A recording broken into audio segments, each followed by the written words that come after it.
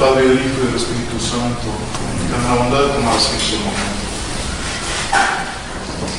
Un aviso, Dios mediante, el día 22, domingo 22 de diciembre, vamos a tener la posada de la capilla en el salón de siempre, esta ocasión en la parte de abajo, por la entrada que está en la esquina, acá en la calle Santa Mónica. Domingo 22 de diciembre, la posada de la capilla.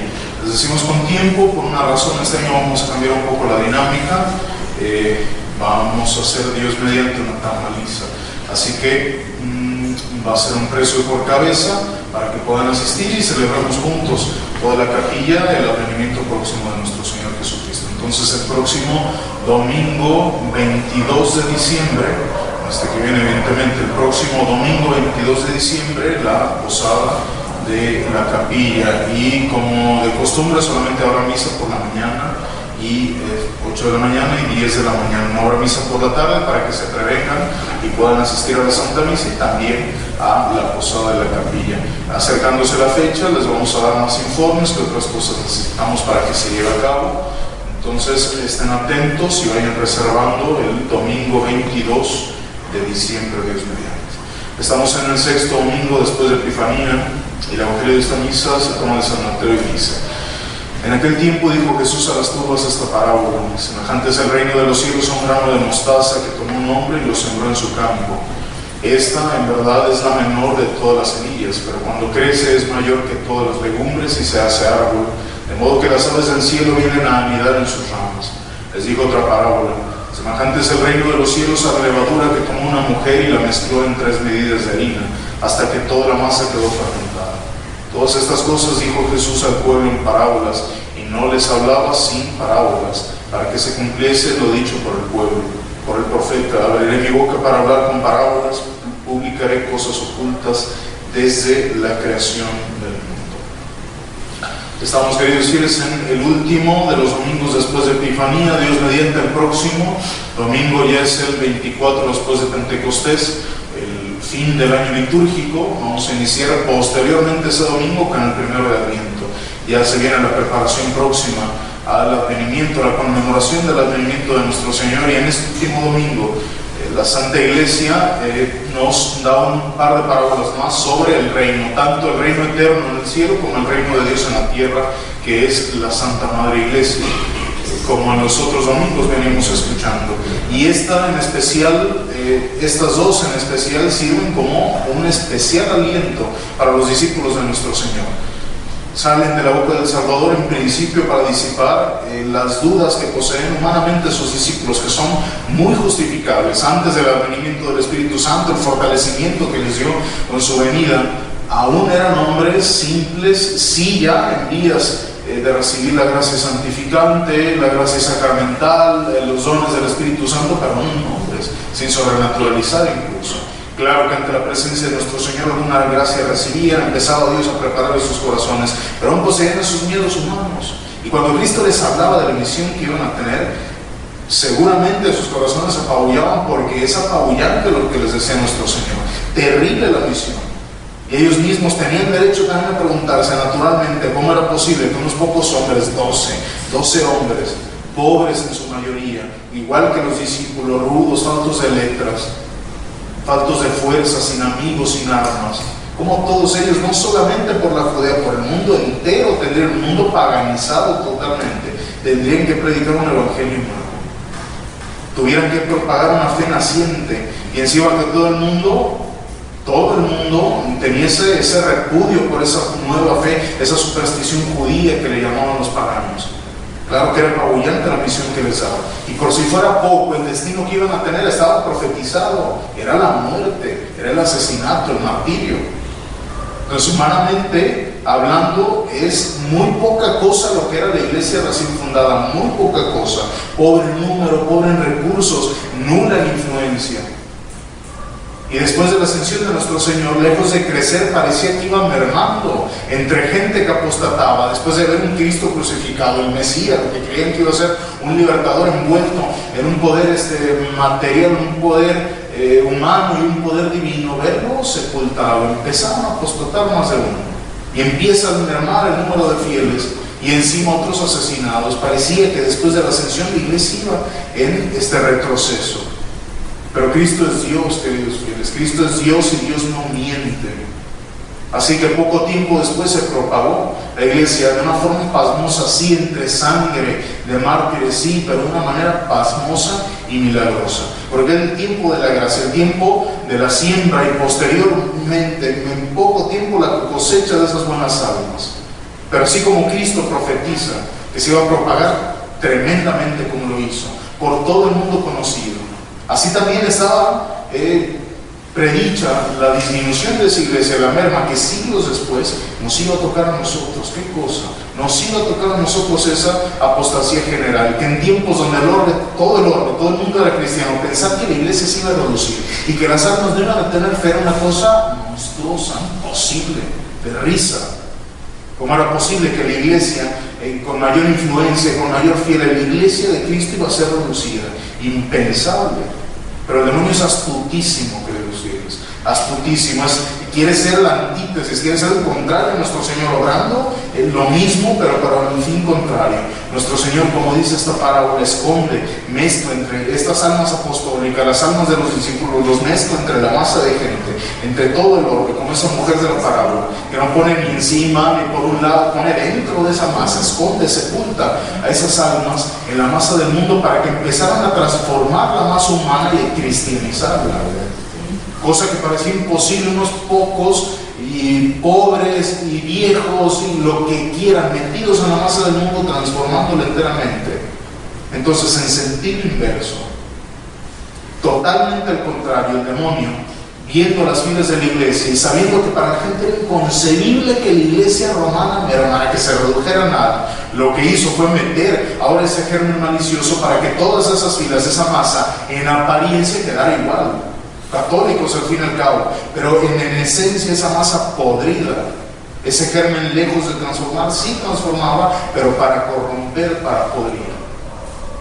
Que en sus adentros esa sustancia estuviera podrida, y eso es la forma de acabar con la fe de Cristo, de mermar el número de la gente. Sí se dicen católicos, hace poco escuchaba de una pariente mía que es muy devoto del mormonismo, una cosa terrible. Ella sufrió un tiempo porque mi abuela nos dio fe a todos nosotros, la fe que ella recibió de niña. Imagínense ustedes, mi abuela nace en 1927, inicio de la guerra cristera, y nos da una fe tremenda a mis padres, a mi madre, del lado de mi madre, mi abuela materna. Entonces una de estas parientes decía: no, mire, bendito sea Dios, el señor obispo nos dijo que el Papa permitió que comulgaran las personas que tienen en su caso un hijo, un hermano en pecado mortal, en el maciato, en unión libre. Bendito sea Dios que nos abre. Lo que antes era pecado, ahora es una posibilidad para acercar a Dios a la salvación. Es un sacrilegio. Bendito Dios que no está ahí nuestro Señor. Pues es un sacrilegio terrible, un sacrilegio verdadero y terrible. Entonces lo que antes estaba prohibido está permitidísimo, y así es como van vaciando. Sí, soy muy católico, no tengo un gramo de fe católica. Así es como va vaciando el demonio y dejando ese cascarón, esa apariencia de integridad, y por dentro es una corrupción terrible. Así es como redujo el número de fieles. Pero lo preocupante no es eso, lo preocupante es que los que sí hemos recibido la fe católica, la fe cristiana en su integridad, no seamos de esas almas que se santifican. Hoy preguntándose, nuestro Señor en algún momento del Evangelio, en algún versículo del Evangelio, bueno, hallaré el Hijo del Hombre en la tierra, y eso quiere decir que se va a reducir a 1 o 2 personas. No es que Dios realmente se lo pregunte, que no sepa, pero es una manera de decir que se ha de reducir a un puñado, a nada. Después de ver a la iglesia triunfante, reducida, y hoy por hoy lo estamos viviendo. ¿Cuántos obispos, sacerdotes, religiosos, laicos realmente se santifican? Empezando por uno, no pensar en la masa, empezando por uno.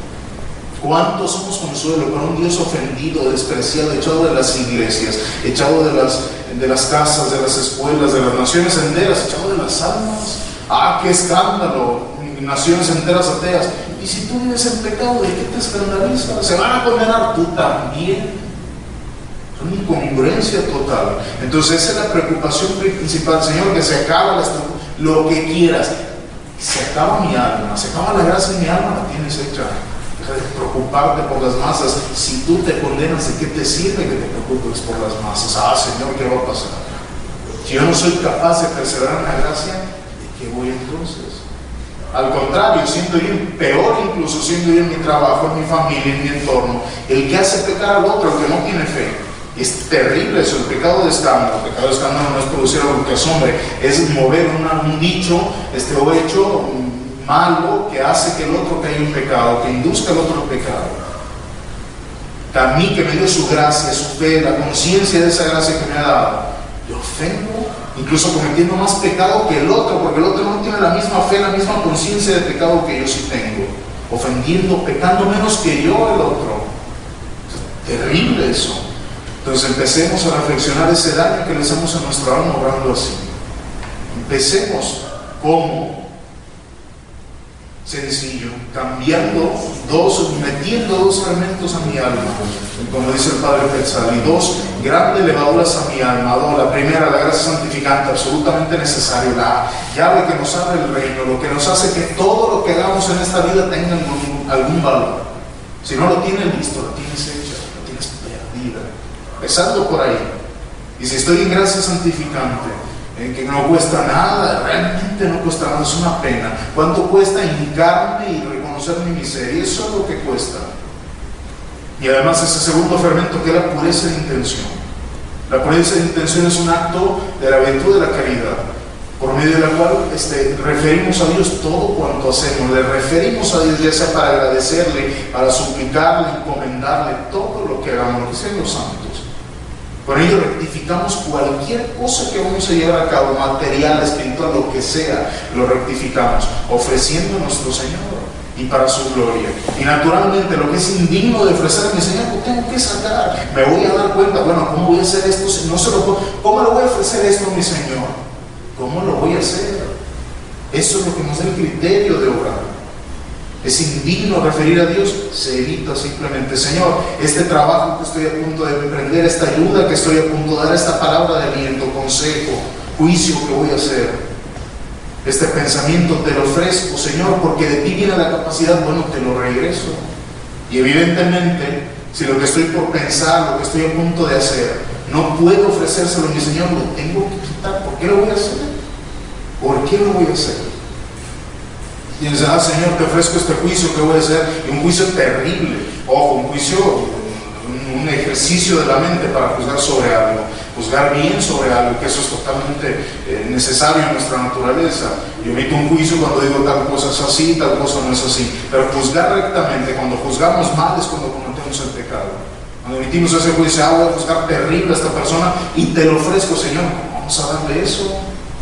¿Cómo, Señor, te ofrezco el fruto de este trabajo, tú que me has dado la fuerza, la capacidad de trabajar, te lo ofrezco para alimentar mi vicio, te lo ofrezco, Señor? ¿Cómo vamos a hacer eso? Hay que ser muy bestiales, muy impíos para ofrecerle eso a nuestro Señor. Entonces, si no podemos dárselo, ¿por qué lo voy a hacer? Si le voy a hacer un mal, primero echar para la basura eso que Dios me ha dado, la capacidad, el recurso, a la basura lo tiramos, y encima ofendiendo al que no lo dio. Hay que ser muy bestiales, muy impíos para dirigir a nuestro Señor eso. Entonces, ¿cómo voy a llevar a cabo esto que estoy a punto de hacer si es tan indigno de ti? Y si te ofendo tanto, y sabiendo que esto puede ser lo último que haga en mi vida, lo último, pensando en la muerte constantemente. Hace días, si no supieron, falleció la señorita Estelita, una fiel de la capilla, que siempre estuvo aquí, si no recuerdo, si no me equivoco, desde el tiempo del Padre Campos, una fiel de siempre, que siempre se sentaba ahí en la banca, siempre comulgó esta mujer, siempre, que las veces que faltó a misa, y a misa de domingo, nunca, misa de domingo nunca, la misa cotidiana me refiero, con los dedos de la mano se cuentan. Las pocas veces que faltó por un motivo importantísimo, se cuentan con los dedos simplemente. A misa jamás, comulgaba siempre. Esta mujer hace unos días estaba ahí sentada en esa banca, como siempre lo hacía, platicando con el obispo. Cuando la última vez que le dimos la bendición, que hablamos con ella, fue hace días, hoy compareció delante de la presencia de nuestro Señor, que les pido una oración por su alma para que Dios la conduzca a la eternidad. Pero eso, pensar que es la última vez que la vimos, fue la última vez que íbamos a dar la bendición, a hablar con ella, y hace unos días simplemente, y hoy ya no está. Y murió de una forma piadosísima en su cama con la imagen de María Santísima entre sus brazos. Así murió la señorita.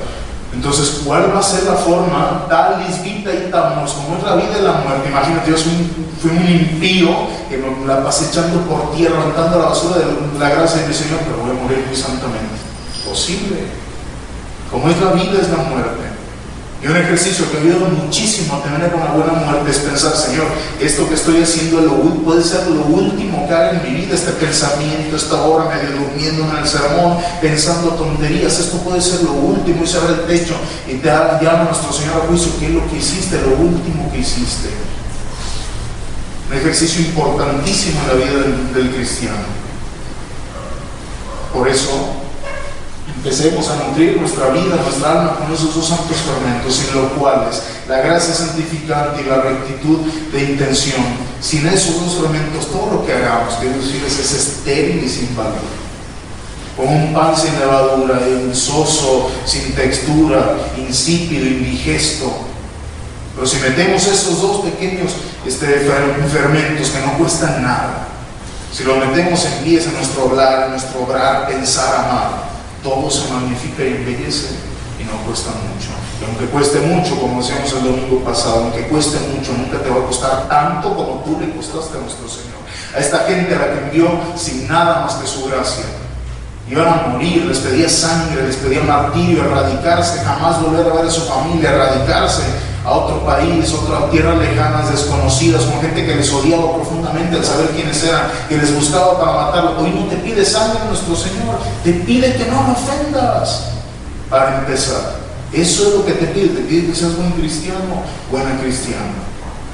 Pues empecemos a orar en nuestra vida eso poco que nos pide nuestro Señor, que a cambio nos está dando la misma gloria que esta gente. Imagínense ustedes qué desproporción. Así es la misericordia de nuestro Señor. Que en esencia tú tienes la misma misión de esos dos, la misma en esencia, salvar tu alma y las almas que Dios te encomendó, tus hijos, tu familia, tu marido, tu mujer, las almas que Dios te encomendó, como a mí me ha encomendado almas, como a ellos les encomendó la iglesia, la misma. Y tienes también la misma naturaleza, las mismas limitaciones humanas, debilidades, lo que quieras, pero tienes el mismo Dios, los mismos sacramentos y la misma fe. ¿Qué te falta? El mismo amor que tenían ellos por el que antes los amó. Eso es lo que nos falta. Pues empecemos a orarlo. Si no sentimos ese amor ardiente, suplíquenos, Señor, mira, te quiero amar a tal grado de que deteste todo lo que tú detestes, todo lo que no es cierto. Por eso empecemos a orar esa gracia en nuestra alma, suplicarla y merecerla, para que pasando así esta vida, amándole profundamente, tengamos la gracia de amarla en la eternidad y ser amados por los hijos de los hijos, por Él, que ha amado tanto a sus hijos, que nos ha amado hasta la cruz, para ser partícipes de esa gloria inextinguible donde es para sus santos luz verdadera, saciedad plena y gozo sin fin. Háblanos, pues. En nombre del Padre, del Hijo y del Espíritu Santo. Amén. Ahora, terminando la Santa Misa, voy saliendo, voy a ver a un enfermo, a asistirle con los sacramentos, así que les pido que no pasen a la sacristía, me quito los ornamentos y salgo. Que Dios les bendiga y tengan un santo hierro.